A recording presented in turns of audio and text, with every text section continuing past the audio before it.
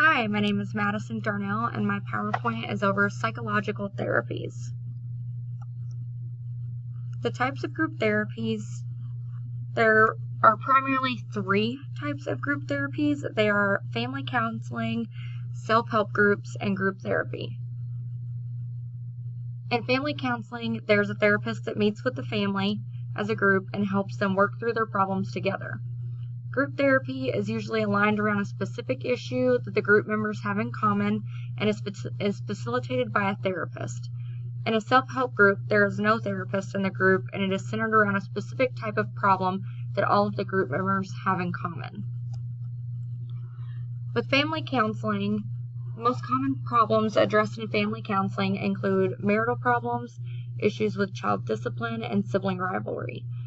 The therapist usually meets with the family as a group, but also has one-on-one sessions with family members individually, hoping that they will be more honest about the situation without, the possible pressure from other family members being present.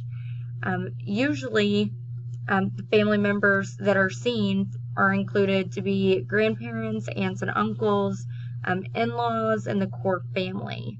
Family therapy usually focuses on the family as a whole unit, and doesn't make one person feel like they are the problem. All of the family members are part of the problem. The best way to open the lines of the communication is through the group setting. It usually helps them discover the unhealthy ways that the family members interact and communicate with one another, and change those ways to healthier, more productive means of interaction. When parents are excluded from family therapy and the counselor focuses all the time and attention on the child, the relationship that benefits most is the relationship between the counselor and the child. Most therapists are not well trained in the family systems approach to family counseling, and frequently tend to fall into one of the two main comps: individual psychoanalysis or parent management training. Individual psychoanalysis tends to largely exclude parents from the therapy, relegating their involvement to a generally supportive role in the psychological development of their child, while the details of therapy are held confidential from them.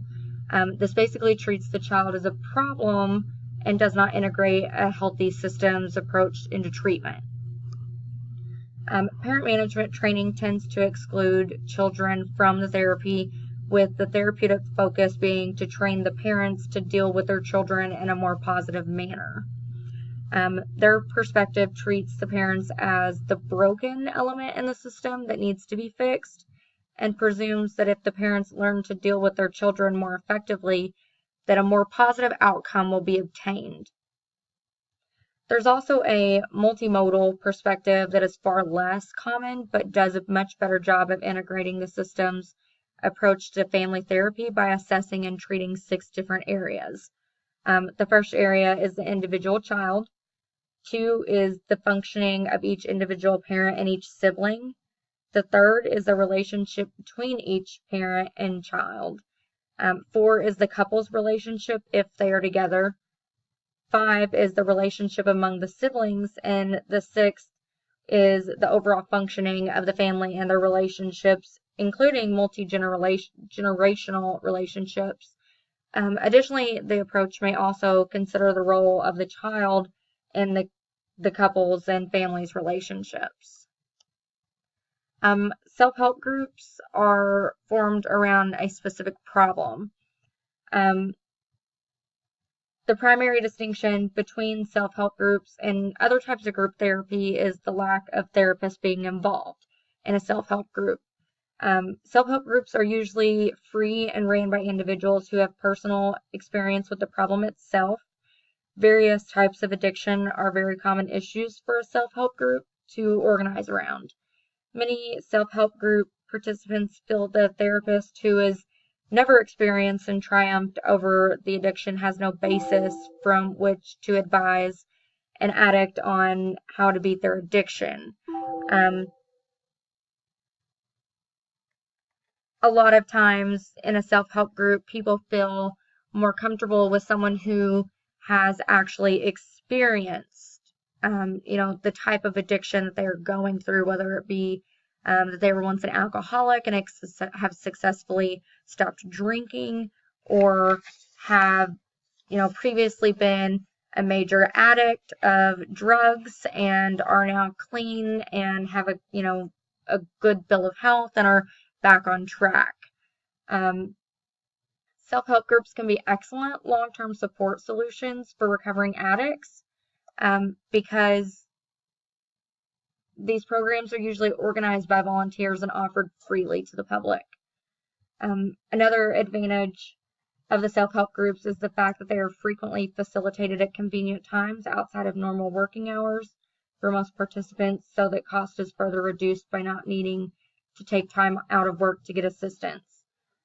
Self-help groups are frequently including a one-on-one type of mentoring relationship where a new addict is paired with someone who has successfully completed the program and is frequently referred to as a sponsor.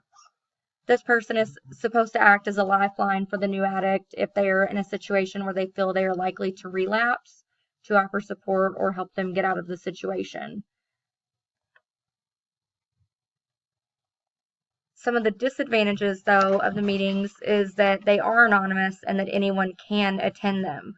You never know who could be lurking on the people that are in the meetings alongside you or yourself.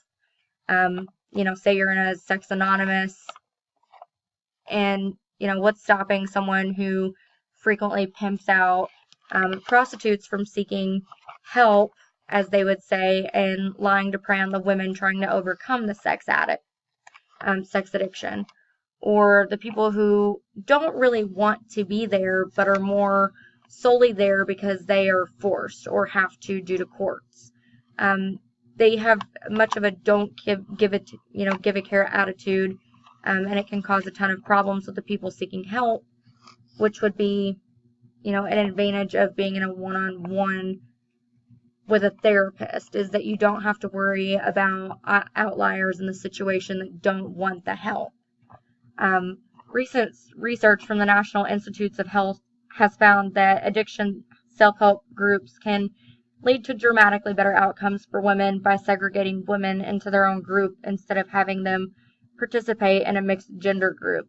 The study found that a support group comprised of only women presented the opportunity to focus the group on topics primarily relevant to women, such as the role that caretaking and intimate partners play in recovery, as well as coping with hormonal changes that affect the urge to relapse. I have included some pictures of some of the self-help groups that I've gone over: the Alcoholics Anonymous, the Narcotics Anonymous, the Sex Addicts Anonymous, and my citations.